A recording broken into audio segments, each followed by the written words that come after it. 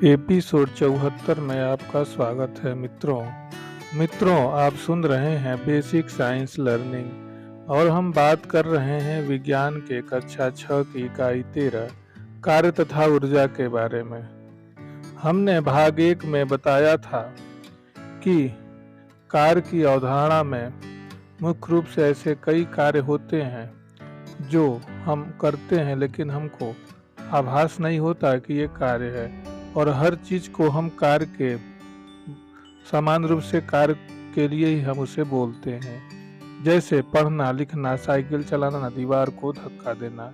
लेकिन कार्य के लिए 2 शर्तों का पूरा होना आवश्यक होता है, जैसे वस्तु पर बल का लगना, दूसरा वस्तु का बल के अनुदिश विस्थापन होना।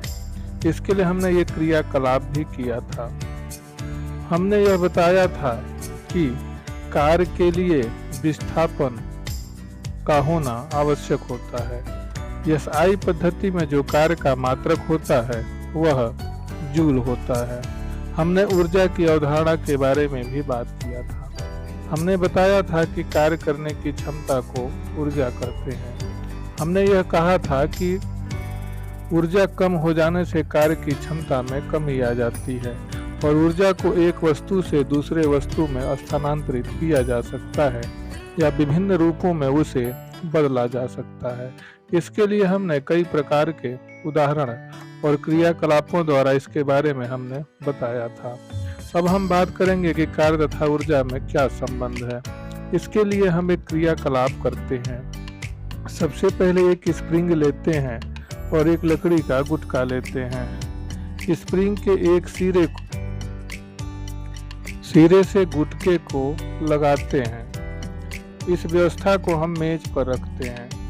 लकड़ी के गुटके को एक हाथ से रोककर दूसरे हाथ से स्प्रिंग के स्वतंत्र सिरे के पास कांच की एक गोली रखकर स्प्रिंग को थोड़ा दबाते हैं। स्प्रिंग के दबे हुए सिरे को छोड़ते हैं तो क्या होता है कि स्प्रिंग अपनी पहली स्थिति पर वापस आकर कांच की गोली को टक्कर मारता है। कांच की गोली जैसे ही टक्कर मारता है, कांच की गोली विस्थापित हो जाती है। अब पहले की ही भांति गोली रखकर स्प्रिंग को और अधिक दबाते हैं तो क्या देखते हैं कि स्प्रिंग को छोड़ने से जो दूसरी स्थिति में कांच की गोली होती वह पहले की तुलना में अधिक दूरी तक विस्थापित हो जाती है।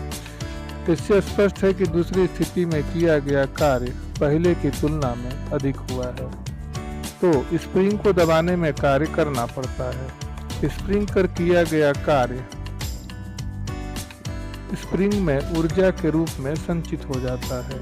संचित ऊर्जा के कारण स्प्रिंग गोली पर कार्य करती है और उसे विस्थापित कर देती है। स्प्रिंग को अधिक दबाने के लिए उस पर अधिक कार्य करना पड़ता है और उसमें अधिक ऊर्जा संचित हो जाती है। इसी कारण गोली अधिक दूर तक विस्थापित हो जाती है। ऊर्जा और कार्य में संबंध एक सिक्के के 2 पहलू की तरह होता है। अतः जो भी कार्य किए जाते हैं और ऊर्जा में जो संबंध होते हैं वह इसी प्रकार के क्रियाकलापों द्वारा स्पष्ट होते हैं। तो आसानी से आपने देखा कि किस प्रकार स्प्रिंग में जो संचित ऊर्जा है वह किस प्रकार बाल को या गेंद को आसानी से विस्थापित कर देती है। जितना स्प्रिंग को दबाएंगे उतना ही स्प्रिंग छोड़ने पर बाल उतना ही दूरी आगे तक विस्थापित हो जाता है। इस प्रकार हम कह सकते हैं कि बिना ऊर्जा के कार्य की संभावना नहीं की जा सकती। इसी प्रकार हम गुटके को कर सकते हैं। स्प्रिंग को दबाने के बाद हम कर ही रहे हैं कि स्प्रिंग को जैसे दबाते हैं स्प्रिंग दब जाता है और पुनः छोड़ने पर अपने मूल दिशा में वापस आ जाता है। तो दबाने पर जो हाथ की जो संचित ऊर्जा दी गई जो ऊर्जा है वह स्प्रिंग में चली जाती है और छोड़ देने पर वही ऊर्जा पुनः स्प्रिंग को खोलने का कार्य करती है। इसी प्रकार गुटका को भी हम आसानी से धीरे धीरे विस्थापित कर सकते हैं। यह जैसा कि हमने बताया था इसी प्रकार और आगे भी इस तरह के उदाहरण दिए गए हैं। तो ये रहा स्प्रिंग और गुटका के संबंध में। इसी प्रकार जब हम दौड़ते हैं या चलते हैं या कैरम बोर्ड की गोटी को दूसरे गोटी से टक्कर मारते हैं, तो ठीक उसी प्रकार अपनी ऊर्जा पहली गोटी दूसरी गोटी को दे देती है। उसी प्रकार इसी तरह से यदि हम किसी वजन वाली वस्तु को ढकेलते हैं या कोई सामान ढकेलते हैं या खींचते हैं, तब भी उसमें विस्थापन होता है। तो जो हमारे शरीर में जो ऊर्जा संचित होती है वह उसको विस्थापित कर देती है, अर्थात स्थानांतरित कर देती है। इस प्रकार वस्तु पर जो किया गया कार्य जो होता है उस वस्तु में ऊर्जा के रूप में संचित होता है और ऊर्जा युक्त वस्तु कार्य करने में सक्षम होता है। इसी प्रकार कई सारे ऐसे उदाहरण हैं जो ऊर्जा और कार्य के संबंध को दर्शाते हैं, जैसे बर्फ में चलने वाला स्केटर और हवाई जहाज। कई सारे ऐसे उदाहरण हैं जिनको हम आसानी से देख सकते हैं और उनका अनुभव हम आसानी से कर सकते हैं। अतः वस्तु पर किया गया कार्य उस वस्तु में ऊर्जा के रूप में संचित हो जाता है और जो ऊर्जा होती है, ऊर्जा युक्त वस्तु कार्य करने में सक्षम होती है। यदि वस्तु में ऊर्जा नहीं है तो वह वस्तु कार्य करने में सक्षम नहीं होगी। यह हमने क्रियाकलापों में देखा। अब हम उसके आगे बात करते हैं कि ऊर्जा के कितने विभिन्न रूप हो सकते हैं, इसके बारे में आइए बात करते हैं। सबसे पहले हम स्थितिज ऊर्जा और गतिज ऊर्जा के बारे में बात करते हैं।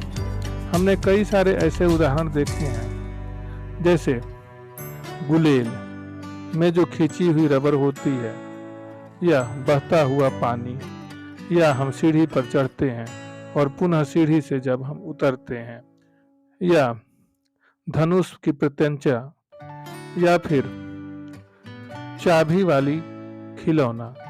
अब यदि हम एक चाबी वाला खिलौना लेते हैं और इसे चाबी भर कर छोड़ देते हैं तो क्या देखते हैं कि खिलौना गति करने लगता है।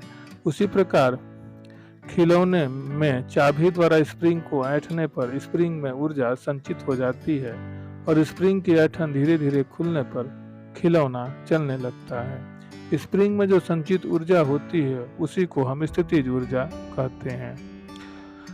अतः किसी वस्तु में उसकी स्थिति के कारण जो उत्पन्न ऊर्जा होती है वह स्थितिज ऊर्जा कहलाती है।